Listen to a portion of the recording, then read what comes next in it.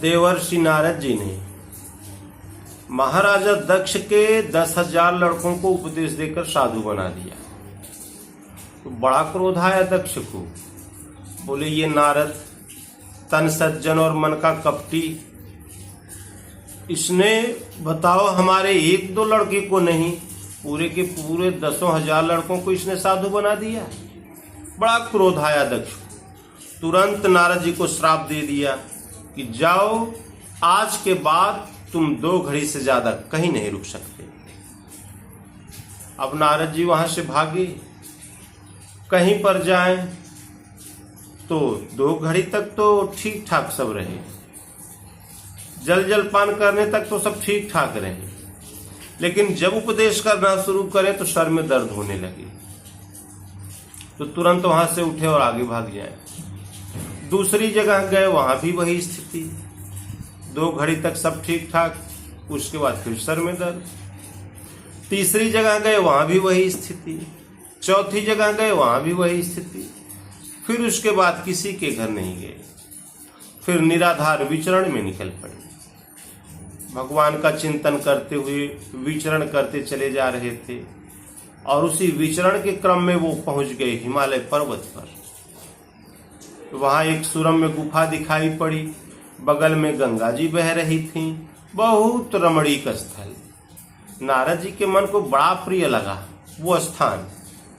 नारद जी चले गए उस गुफा में, भगवान के चिंतन में बैठे और जैसे ही भगवान के नाम का जाप करना शुरू किया तो सुमिरत हरि श्राप गति बाधी, सहज विमल मन लागी समाधि। भगवान का स्मरण करते मान वो जो श्राप पीछा कर रहा था उसकी गति कट गई और मन सहज समाधि में लग गया। सहज विमल मन लागी समाधि। समाधीयते चित्तम यस्मिन् स आत्मा एव समाधि। मन समाधि में लग गया, श्राप की गति पीछे छूट गई। तो इसलिए हमारे पीछे कितना भी बड़ा दुर्भाग्य हमारा पीछा कर रहा हो, एक भगवान की शरण में हो जाओ, वो सब दुर्भाग्य वो सौभाग्य में परिवर्तित हो जाएंगे। मंत्र महामणि विषय ब्याल के, मेटत कठिन कुअंक भाल के। भगवान के नाम में बड़ी क्षमता है। श्रद्धा से समर्पण से जाप शुरू करें, दुर्भाग्य सौभाग्य में परिवर्तित हो जाएगा। और नारद जी भी तपस्यारत ही थे, वो विचरणशील महात्मा थे। सर्वत्र आया जाया करें, कभी वैकुंठ में जाया करें, कभी भगवान शिव के कैलाश पर जाया करें, कभी नारद जी पहुंच जाया करें स्वर्गलोक में देवराज इंद्र के यहाँ। विचरणशील महात्मा थे ना। एक बार स्वर्ग में नारद जी की चर्चा उठ गई। देवराज इंद्र ने कहा कि यार आजकल देवर्षि नारद जी नहीं दिखाई पड़ रहे हैं, कहाँ हैं?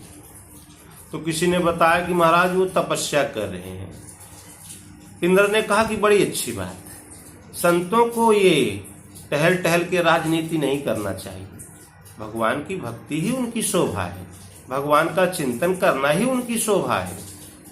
ये घूम घूम कर पंचायत करना ये संतों को कहाँ शोभा देता है? ये नारद जी बढ़िया काम कर रहे हैं। तो उसने कहा कि नहीं नहीं, भगवान वो भगवान को प्राप्त करने के लिए तपस्या नहीं कर रहे हैं। इंद्र ने कहा फिर काहे तपस्या कर रहे हैं भाई? बोले आपका ये इंद्रासन लेने के लिए तपस्या कर रहे हैं। इस तपस्या में भी उनकी राजनीति छिपी हुई है। इंद्र ने कहा कि अरे हमारा ये इंद्रासन लेने के लिए तप कर रहे हैं, तब तो अच्छी बात नहीं है, बुलाओ कामदेव को। कामदेव हाजिर हो गया। हाँ प्रभु आदेश। इंद्र ने कहा कामदेव जाओ, जा करके नारद जी की तपस्या को भंग कर दो। नारद जी के पास कामदेव अपनी संपूर्ण कलाओं के साथ उपस्थित हो गया। उसके टीम में जितने भी थे ना, वो गाने बजाने वाले, सब अप्सराओं को, गंधर्वों को, सबको लेकर वहां पहुंच गया जहां नारद जी तपस्या कर रहे थे। सामियाना लग गया। वो सब नाच गाना करने लगे। जब कामदेव जब वहां पहुंचा तो फिर एयर कंडीशनर चलने लगा, सुगंधित हवाएं चलने लगी। किंतु बहुत कला दिखाया कामदेव ने, किंतु नारद जी वो भजन में बैठे ही रह गए। काम कला कछु मुनि न व्यापी, निज भय डरे मनोभव पापी। जब नारद जी पर कामदेव के किसी भी क्रियाकलाप ने कोई प्रभाव नहीं किया तो कामदेव डर गया, अपने ही कर्मों से डर गया। बोले यार, एक बार भगवान शिव ने श्राप दिया तो तन से विहीन हो गया, किसी प्रकार से तो फिर बचा हूं। ये नारद जी न कुछ श्राप दे दे, नहीं तो फिर भगवान मालिक है, हमारी गति क्या होगी। तुरंत जाकर नारद जी के चरणों में गिर पड़ा, लगा गिड़गिड़ाने, बोला भगवान हमें क्षमा करें, हम शरणागतम त्राहिमाम भगवान। तब नारद जी ने आंखें खोली, बोला कामदेव तुम यहाँ क्या कर रहे हो भाई। बोले भगवान हम यहाँ अपने से नहीं आए हैं, हमको देवराज इंद्र ने भेजा है। बोले देवराज इंद्र ने क्या यहाँ शूटिंग करने के लिए भेजा है तुमको। बोले नहीं नहीं भगवान, हम वो शूटिंग करने के लिए नहीं भेजा है, उन्होंने आपको शूट करने के लिए भेजा है। बोले हमको शूट करने के लिए। बोले हाँ भगवान, उन्होंने कहा है कि जाओ नारद की तपस्या को भंग कर दो, हम प्रभु इसीलिए आए हैं, इसमें हमारी कोई गलती नहीं भगवान, हम तो जबरी भेजे गए हैं, जबरन भेजे गए हैं, हमारा कोई अपराध नहीं है प्रभु। तो नारद जी ने कहा कि ओह सुख हाड़ लय भाग सठ, स्वान निरख मृगराज, छीन ले जन जान जड़, तिहि सुरपति हीन लाज। कुत्ता सूखी हड्डी लेकर दौड़ भाग करता रहता है, सिंह को देखकर कि ये सिंह कहीं हमारा ये हड्डी का टुकड़ा न छीन ले। अब आप बताओ क्या सिंह सूखी हड्डी चबाता है क्या। अरे जब उसको खाना होता है किसी बड़े भारी जानवर को मारता है, थोड़ा बहुत खून पीता है, थोड़ा बहुत मांस खाता है और आगे बढ़ जाता है, वो सूखी हड्डी चबाता है। देवराज इंद्र की दृष्टि में स्वर्ग का बस इतना ही महत्व था। बाद में नारद जी ने कहा चलो भाई ठीक है, कोई बात नहीं। तो कामदेव ने जाते समय एक नई चाल चल दी, एक गजरे वाली अच्छी वाली माला उठाया और नारद जी के गले में पहना दिया और बोला भगवान ये एक काम विजेता या तो भगवान शिव थे या दूसरे आप हो गए। प्रणाम किया, दंडवत किया और भागा। नारद जी कामदेव के तो किसी क्रियाकलाप से उनको कोई प्रभाव नहीं हुआ है नारद जी पर, किंतु जो कामदेव ने जाते समय ये हार पहना दिया ना, उसी हार से नारद जी की हार हो गई। नारद जी के मन में अभिमान हो आया कि हम भी शिव के बराबर हो गए। तुरंत नारद जी उठे वहां से, मन में विचार किया कि चलें थोड़ा भगवान शिव से भी बता दें कि अब आप अकेले नहीं रह गए, हम दो हो गए। पहुंच गए कैलाश पर भगवान शिव के पास। भगवान से कहा कि भगवान अब ये गुरु चेला दो नहीं हम रह गए, अब हम आपकी श्रेणी में पहुंच गए, हम भी शिव स्वरूप हो गए। भगवान शिव ने कहा कि नारद देखो बेटा, ये भगवान की माया है, इससे अभी तू बचा नहीं है। हाँ, भजन करो, चिंतन करो, नाम जपो, तुम काम विजेता हो जाओगे। ये तो भगवान की माया है बेटा जिसमें तुम फंस गए हो। भगवान शिव ने बहुत समझाया, किंतु नारद जी ने मन ही मन सोचा कि अपनी राख साख लगाकर पोत कर बैठे हुए, दूसरे को नहीं देख सकते अपने बराबर। और मन में सोचते हुए नारद वहां से चल पड़े। फिर मन में विचार आया कि चलें थोड़ा अपने पिताजी को बता दें कि उनके लड़का अब इस श्रेणी में पहुंच गया। अपनी उपलब्धि थोड़ा चले अपने पिताजी को भी बता दें। ब्रह्मलोक में गए ब्रह्मा जी के पास। ब्रह्मा जी ने भी वही बात कहा। बोले बेटा नारद, ये भगवान की माया है। अमित बार जहि मोहि नचावा, इसने हमको भी अनंत बार नचाया है बेटा, मैं भी इसके चंगुल में फंस चुका हूं। भजन करो, बस वही कल्याण का एकमात्र माध्यम है। नारद वहां से भी चल पड़े। बोले हैं तो पिताजी, लेकिन पुत्र की उपलब्धि भी नहीं चाहते, पुत्र की उन्नति भी नहीं चाहते। वहां से चले गए, किंतु भगवान से उन्हें नारद को मना किया था कि देखो बेटा, तुम भगवान श्री हरि के पास मत जाना, वहां ये सब प्रपंच मत बताना, और हाँ यदि कोई चर्चा भी करे तो बात को टाल देना। तो इसलिए नारद जी कुछ दिन तक तो भगवान श्री हरि के पास नहीं गए, किंतु बिना भगवान से बताए नारद से रहा ही नहीं जा रहा था। कुछ दिन बाद नारद जी भगवान के पास पहुंच गए बैकुंठ में। नारद जी को भगवान ने दूर से ही देखा। अरे बोले नारद, बड़े दिनों बाद दिखाई दिए यार, क्या बात है, कहाँ चले गए थे? वो कहीं अमेरिका तो नहीं चले गए थे क्या? अब बोले नहीं भगवान, हम कहीं नहीं गए थे, हम आपका भजन कर रहे थे। नारद जी नजदीक आए, भगवान के समीप आए, तो जब प्रणाम करने चले तो भगवान ने हाथ पकड़ लिया। बोले नहीं नहीं नारद, आओ बैठो, और अपने आसन पर ही नारद जी को बिठा लिया। नारद जी ने एक बार भी भगवान से नहीं किया, कहा कि नहीं भगवान, हम इस लायक नहीं हैं, आपके आसन पर हम बैठने लायक नहीं भगवान, हमको नीचे ही बैठने। एक बार कहा भी नहीं, बल्कि भगवान के साथ अपने भी भगवान के आसन पर बैठ गए। फिर भगवान लगे हालचाल पूछने। नारद जी ने कहा कि भगवान, हालचाल तो बहुत बढ़िया है, हम हिमालय पर तपस्या करने गए थे, कामदेव आया हमारी तपस्या भंग करने, बड़ा उठा पटक किया भगवान, लेकिन हमारा बाल भी बांका नहीं कर पाया। भगवान ने देखा कि ये हमारा भगत, अब ये इसको बेचारे को ये अब घड़ी टल रही है इसकी, पता नहीं इसका क्या होगा, हमें इसको बचाना चाहिए। भगवान ने रूखे बदन से कहा कि हे नारद, रूख बदन करी बचन मृदु, बोले रमा निवास, तुम्हारे सुमिरन से मिटे काम क्रोध मद मार।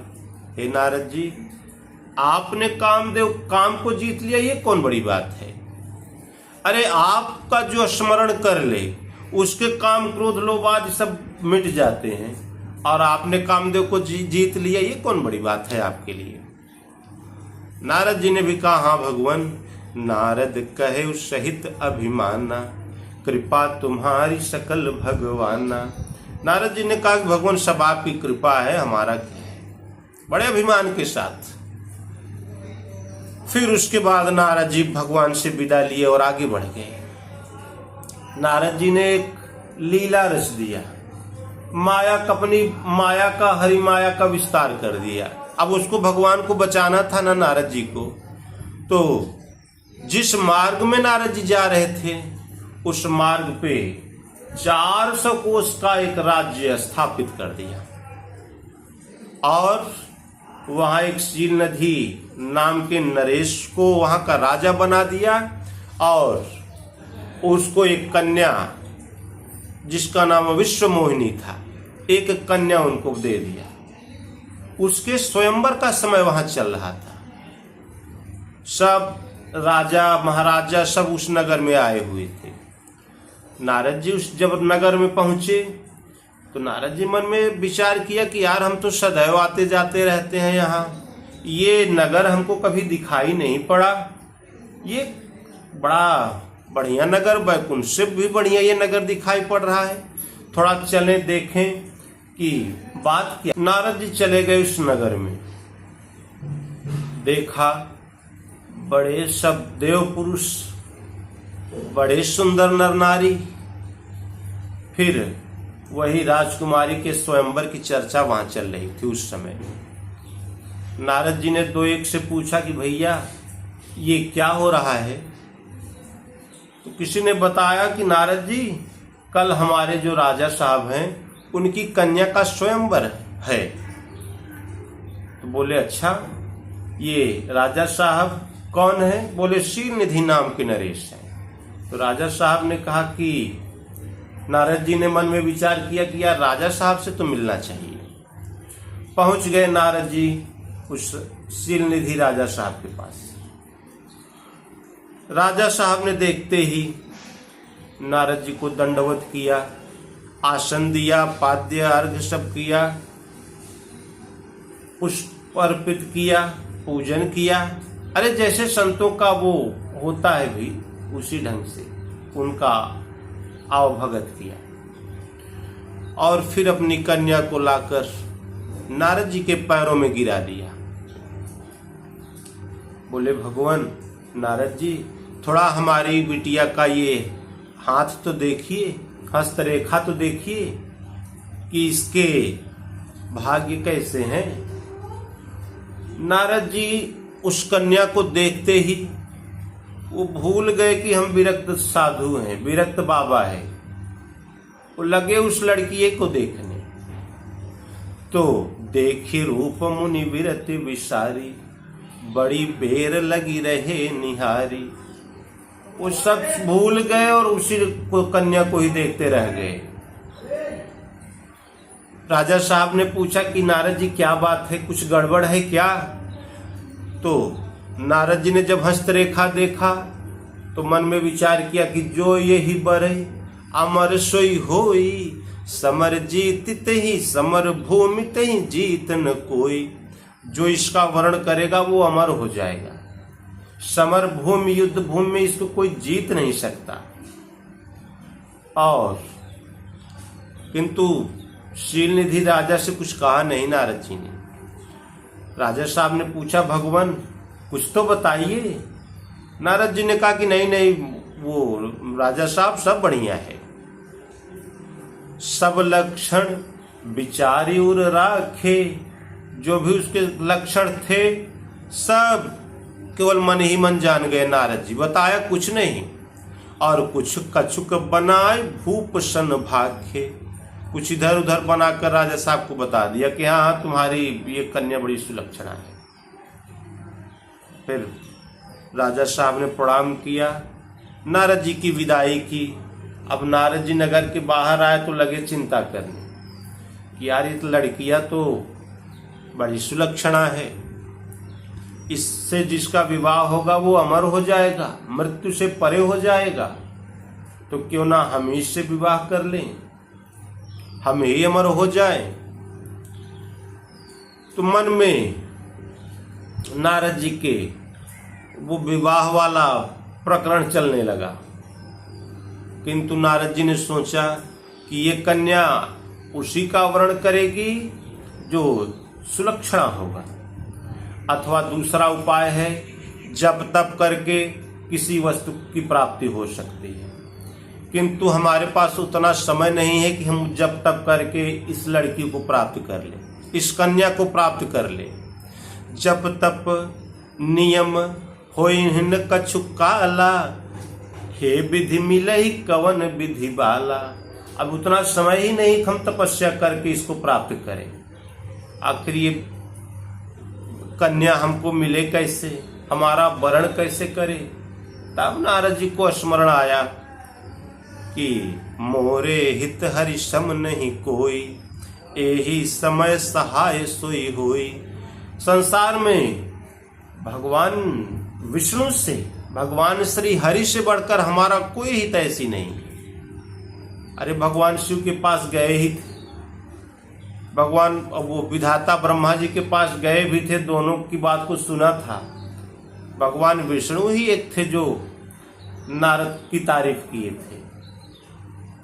तो नारद ने मन में विचार किया कि हमारा महत्व केवल भगवान जानते हैं और हमको कोई जानता ही नहीं हम क्या है, और इस अवसर पर केवल भगवान ही हमारे सहायक हो सकते हैं। लगे प्रार्थना करने, भगवान प्रकट हुए, बोले नारद क्या बात है, अभी तो हमसे मिलकर आए थे, फिर कौन सी ऐसी बात आ गई कि फिर तुरंत हमको याद करने लगे, हमारा स्मरण करने लगे। नारद जी ने सब कथा बता दिया।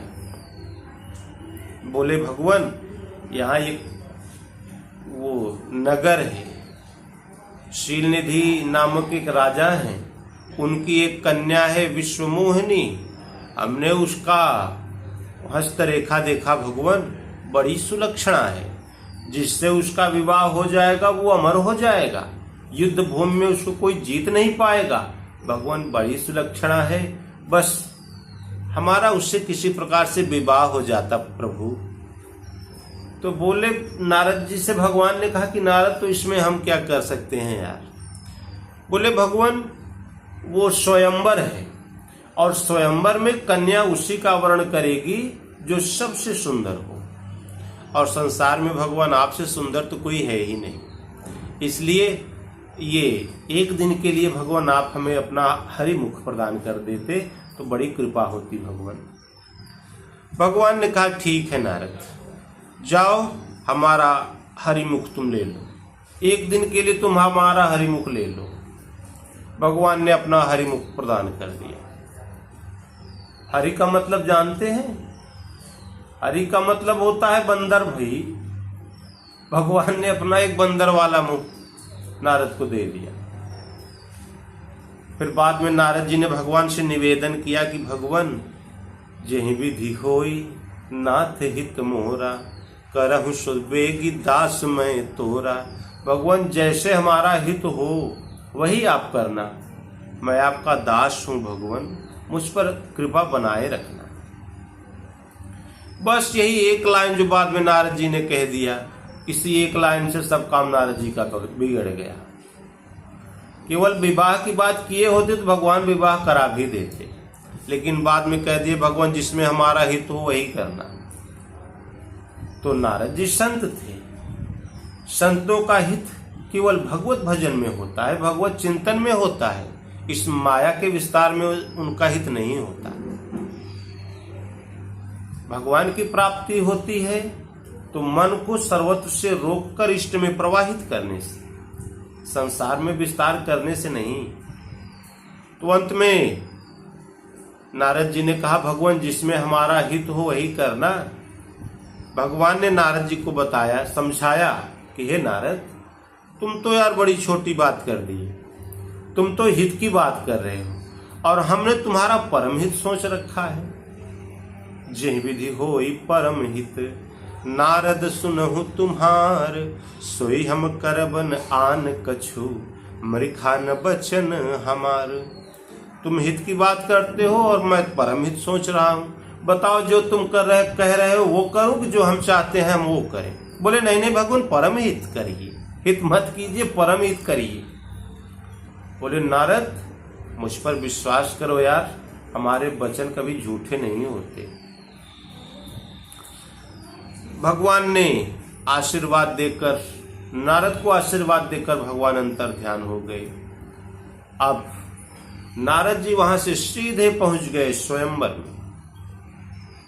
स्वयंवर में पहुंचे, उधर से वो कन्या जयमाल जो होता है वरमाला उधर से लेकर निकली।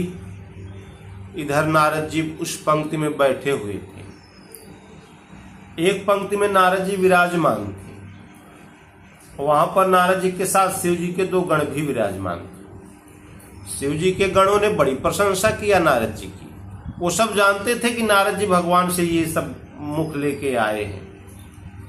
बड़ी प्रशंसा किया उन शिव जी के दो गणों ने नारद जी की। बोले यार ये तो राजकुमार ये सबसे निराला है, इतना खूबसूरत, इतना सुंदर, अवश्य ही कन्या इसका ही वर्ण करेगी। हम लोग तो झूठे शामिल हुए हैं इस स्वयंवर में, हमारा तो काम बनने वाला नहीं। नारद जी और फूले नहीं समा रहे थे कि वाह इस सभा में हमसे सुंदर कोई नहीं है। उधर से जब कन्या वरमाला लेकर निकली तो पहले उसकी दृष्टि नारद जी पर ही पड़ गई। तो नारद जी के बंदर वाला मुंह देखते ही कन्या जल बुताई, बोले पिताजी का लगता है दिमाग खराब हो गया है। अरे ये राजकुमारों के लिए ये स्वयंवर है कि बंदर भालुओं के लिए है। तो जहीं दिशि बैठे नारद फूली, तहीं दिशि भई न बिलोकित भूली। नारद जी जिस तरह बैठे हुए थे उस पंक्ति का ही उसने त्याग कर दिया, उस पंक्ति का ही त्याग कर दिया। चली गई दूसरी पंक्ति में जयमाल लेकर। अब नारद जी ने सोचा कि लगता है हमको अभी कायदे से नहीं देखा राजकुमारी ने, उठकर इस पंक्ति में आ गए। कभी उधर दौड़कर चले जाएं, कभी दौड़कर उधर चले जाएं, कभी कन्या के सामने खड़े हो जाएं। बहुत उठा पटक किया नारद जी ने, किंतु एक स्वरूप से भगवान पधारे। कन्या ने उनका वर्ण किया और भगवान उस कन्या को लेकर आगे बढ़ गए। तब शिव जी के जो दो गण थे ना, उन्होंने नारद जी से कहा कि नारद जी आपने भी काम बिगाड़ लिया और हम लोगों का भी काम बिगाड़ दिया आपने। अरे पहले जाकर थोड़ा अपना मुंह तो देख लेते जल में, मुख आपका कैसा है। तब नारद जी गए, जल में अपना मुख देखा तो पहले तो उन्हीं को श्राप दे दिया। बोले तुम लोग जानते थे कि मेरा मुख ये बंदर का है, फिर भी तुमने नहीं बताया। जाओ तुम दोनों असुर हो जाओ, राक्षस हो जाओ। और फिर वहां पर मन बना लिया कि जाऊंगा मैं भगवान को भी श्राप दूंगा। देई हूं श्राप कि मरी हूं जाई, जगत मोरी उपहास कराई। मैं जाकर या तो भगवान को श्राप दूंगा या तो फिर मैं अपना प्राण त्याग दूंगा। जगत में मेरा बहुत उपहास कराया भगवान ने, मैं छोड़ूंगा नहीं भगवान को। चल पड़े नारद जी बड़े क्रोध में वैकुंठ की तरफ। भगवान सामने मिल गए, रास्ते में ही भगवान मिल गए और भगवान के साथ संग रमा सोई राजकुमारी। वो राजकुमारी भी भगवान के साथ थी और माता लक्ष्मी जी भी भगवान के साथ थी। भगवान को देखते ही नारद जी का और भगवान के साथ उस राजकुमारी को देखते ही भगवान का क्रोध और भी बढ़ गया। वो नारद जी का क्रोध और भी बढ़ गया। नारद जी ने कहा कि भगवान ने पूछा नारद क्या बात है भी, इतने विकल होकर कहां जा रहे हो। नारद जी ने कहा कह रहे हो विकल होकर कहां जा रहे हो। अरे तुम कपटी हो, तुम छलिया हो, तुम ईर्ष्या करते हो। अभी पूछ रहे हो कि हम जा कहां रहे हैं व्याकुल होकर। तुमने भगवान शिव को समुद्र मंथन में जो विष मिला, भगवान वो देवताओं को प्रेरित करके तुमने वो विष शिव जी को पिला दिया। कौस्तुभ मणि छल से तुमने ले लिया, लक्ष्मी जी को छल से तुमने ले लिया और कह रहे हो विकल की तरह हम कहां जा रहे हैं। इस राजकुमारी से हम विवाह करने वाले थे तो छल से तुमने भी इससे विवाह कर लिया और जाओ मैं तुम्हें श्राप दूंगा। भगवान ने कहा कि नारद आप संत हैं, आप श्राप कहां दे सकते हैं। साधु से होई न कारज हानि। भला साधु महापुरुषों से संतों से किसी की हानि होती है क्या। आप श्राप दे ही नहीं सकते। नारद बोले हम श्राप दे कर रहेंगे। भगवान ने कहा फिर दे दो भाई। बोले आपने नर रूप धारण करके इस कन्या का वर्ण किया है, इसलिए जाओ आपको मनुष्य का तन मिलेगा। तुमने मेरे साथ स्त्री वियोग का खेल खेला है, इसलिए तुम्हारी भी स्त्री का हरण होगा। जिससे हम विवाह करना चाहते थे उस कन्या का छल से तुमने हरण किया, इसलिए तुम्हारी भी स्त्री का हरण होगा और हमारा मुख बंदर का बना दिया। यही बंदर भालू यही तुम्हारी सहायता करेंगे। भगवान ने कहा कि यार बस हो गया कि और कुछ कहना है। भगवान ने कहा कि नारद जी आपने तो हमें श्राप दिया ही नहीं, आपने तो केवल हमको आशीर्वाद ही दिया। आपने कह दिया कि मनुष्य का तन प्राप्त करोगे। तो भैया बड़े भाग्य मानुष तन पावा, सुर दुर्लभ सद ग्रंथ निगावा। बड़े भाग्य से मानव तन मिलता है, ये तो देवताओं को भी दुर्लभ है। तो मानव तन मिलता है तो ये तो बड़े भाग्य की बात। और कह रहे हो कि हमारी स्त्री का हरण हो जाएगा, इसका मतलब हमारा विवाह भी होगा। और हरण तो वही करेगा, उसी का होता है जिसमें कुछ गुण होता है। जिसमें अवगुण भरा होता है भला उसका हरण कौन करेगा। यदि हमारी स्त्री का हरण होगा तो अवश्य में उसके अंदर कुछ न कुछ विशेष गुण अवश्य होंगे। और आप कह रहे हैं कि यही बंदर भालू ये हमारी सहायता करेंगे, तो भैया ऐसी सेना तो न भूतो न भविष्यति, न पहले कभी थी न भविष्य में किसी की हो सकती है। अरे कोई सेना, कोई फोर्स, कोई आर्मी तैयार करो तो उसका ड्रेस, उसका भोजन, सब व्यवस्था करनी पड़ती है। ये बंदर भालुओं के लिए कौन ड्रेस कौन भोजन, ये तो एक डाल से दूसरे डाल पर पहुंच गए, इनका भोजन हो गया। इनको भला कौन आवश्यकता है ड्रेस की और भोजन की। तो नारद जी आपने तो हमें आशीर्वाद दे दिया। नारद ने सोचा कि यार देता हूं श्राप, हो जाता है आशीर्वाद, आखिर बात क्या है।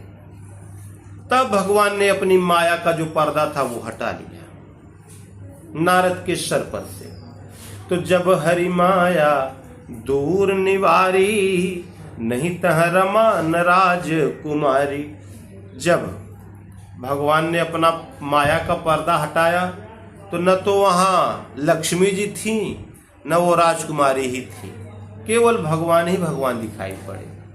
तब नारद चरणों में गिर पड़े, बोले भगवान हमें क्षमा करें, हमसे बहुत बड़ा अपराध हो गया भगवान, हमें क्षमा करें। हमने जो कुछ आपको कहा, मृखा हो मम श्राप कृपाला, हमारा सब श्राप मिथ्या हो जाए भगवान। भगवान ने कहा कि नहीं नहीं नारद, तुमने सब कुछ सही किया, वो तुमने नहीं किया, ये मम इच्छा कह दीन दयाला, ये तो मेरी इच्छा थी कि ऐसा हो, तुम तो यंत्र मात्र थे यार। फिर नारद चरणों में गिरे, लगे प्रार्थना करने, बोले भगवान हमने तो बहुत अनाप शनाप आपको कह दिया, तो मैं दुर्वचन कहे बहु तेरे, मैंने आपको बहुत दुर्वचन कह दिया भगवान, ये पाप मिटे ही कि मेरे, ये हमारा पाप ये कैसे मिटे प्रभु। भगवान ने कहा कि नारद जी जाहि जप्यु शंकर सतनामा, होई है तुरत हृदय विश्रामा। जाकर भगवान शिव से गुरु मंत्र लो और जो वो कहे बस उसी नाम का जाप करो। क्यों? क्योंकि बिना शिव की शरण में गए कोई हमको नहीं प्राप्त कर सकता। जेहि पर कृपा न करहि पुरारी, सो न पाव मुनि भक्ति हमारी। जिन पर भगवान शिव कृपा न करें वो हमारी भक्ति प्राप्त कर ही नहीं सकता। इसलिए नारद जी तुमको इस अपराध से बचना है तो जाओ भगवान शिव की शरण में, और जो भगवान शिव जो मंत्र देना उसी का जाप करो। बस इतना कहकर भगवान अंतर ध्यान हो गए। इतने में जो शिव जी के जो गण थे वह भी नारद जी को बड़ी प्रसन्नता से जाते देखा तो दौड़कर वह भी नारद जी के चरणों में गिर पड़े। बोले भगवान हमें भी क्षमा करें, बड़ा अपराध हमसे भी हो गया भगवान, हमको भी क्षमा करें। नारद जी ने कहा कि देह गणों जाओ, ठीक है तुमने जो किया, भाई संत का श्राप है, ये तो मिथ्या तो होगा नहीं, और किंतु तुम असुर तो होगे, किंतु भगवान नर रूप में अवतार लेकर तुम्हें मुक्ति प्रदान करेंगे। उन शिव गणों को भी आशीर्वाद दिया नारद जी और भगवत चिंतन करते हुए आगे बढ़ गए। फिर जब भगवान ने राम श्री राम के रूप में अवतार लिया, सीता जी का हरण हो गया, तो सीता माता की खोज में एक जंगल में भगवान राम और लक्ष्मण जी विराजमान थे। बड़ी रस भरी, बड़ी मधुर कथाएं कह रहे थे भगवान राम। नारद जी चले जा रहे थे, उन्होंने भगवान राम को देखा तो उनके मन में बड़ा दुख उत्पन्न हुआ कि मोर श्राप करी अंगीकारा, राम सहित नाना दुख भारा। भगवान ने ये हमारा श्राप स्वीकार कर लिया और हमारे श्राप को लेकर इतने दुख को भोग रहे हैं। तुरंत नारद जी पहुंच गए भगवान के पास, चरणों में प्रणाम किया, लगे भगवान से प्रार्थना करने की भगवान हमें क्षमा करें।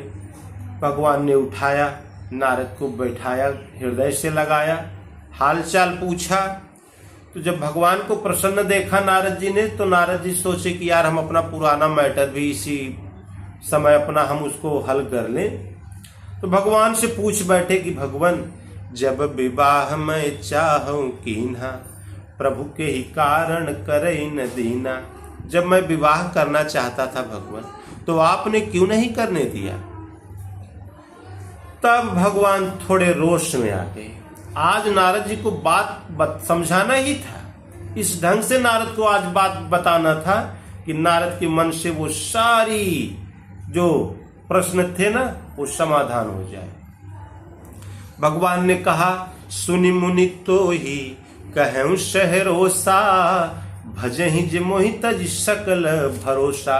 हे मुनीश्वर, जो मुझे सब भरोसा त्याग कर अनन्य भाव से मेरा भजन करता है, करहूं सदा तिन के रखवारी, जिमि बालक राखहि महतारी।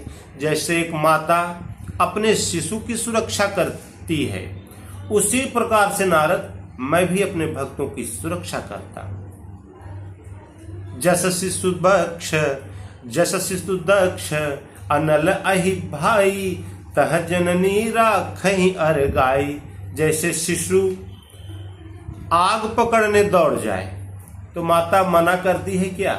मना करेगा तो वो लड़का और स्पीड पकड़ लेता है, तो माता उसको नहीं मना करती, वो जाकर उठाकर उसको अलग कर देती है। लड़का कोई शिशु वो सर्प पकड़ने दौड़ता है तो माता नहीं मना करेगी, तुरंत दौड़कर जाएगी, उस बालक को पकड़कर दूसरी तरफ कर लेती है।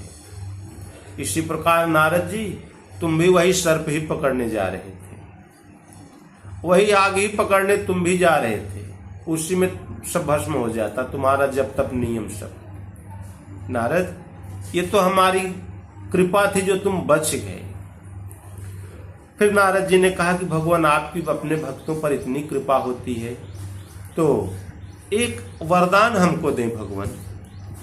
भगवान ने कहा कि ठीक है नारद, मांग लो, क्या वरदान चाहते हो? नारद जी ने कहा कि भगवान, यद्यपि प्रभु के नाम अनेका, श्रुति कह विदित एक से एका। भगवान आपके अनंत नाम हैं, वेदों में एक से बढ़कर एक नामों की व्याख्या दी गई है, किंतु प्रभु राम सकल नामन ते अधिका, हो नाथ अब खग गण बधिका। ये आपका जो नाम है भगवान, ये राम नाम, ये सभी नामों से बढ़ चढ़कर हो जाए, ये पाप रूपी पक्षियों का वध करने वाला हो जाए भगवान, यही वरदान हमको दे। भगवान ने कहा तथास्तु। तो सहस्त्र नाम तत्तुल्यम राम नाम वरानने। आप भगवान राम के सहस्त्र नामों की नामावली प्रतिदिन पढ़ो, किंतु एक बार राम कह दो तो उस सहस्त्रों नाम की जो नामावली है उसका ये बराबर कर देता है। जितना उसका फल है उससे अधिक इसका फल, इस राम नाम का फल है। इसलिए सब लोग सर्वत्र से श्रद्धा समेटकर मन क्रम वचन छाड़ी चतुराई, भजत कृपा करी है रघुराई। मन से, कर्म से, वचन से छल छद्म त्याग कर अपने आप को उन परमात्मा के श्री चरणों में अर्पित कर दो। जहां आप सर्वोच्च से श्रद्धा समेट कर उन परमात्मा के चरणों में अपने मन को लगाया आपने, भगवान तुरंत ही कृपा कर देते हैं। इसलिए चलते फिरते, उठते बैठते, सोते जागते, खुरपी चलाते, कपड़ा पहनते, जो भी आप कर रहे हो, हर समय नाम याद आया करें। ओम अथवा राम, किसी एक नाम का जाप निरंतर करते रहें और सुबह शाम नियमित बैठकर आधे घंटे 1 घंटे तो नाम का जाप अवश्य करें।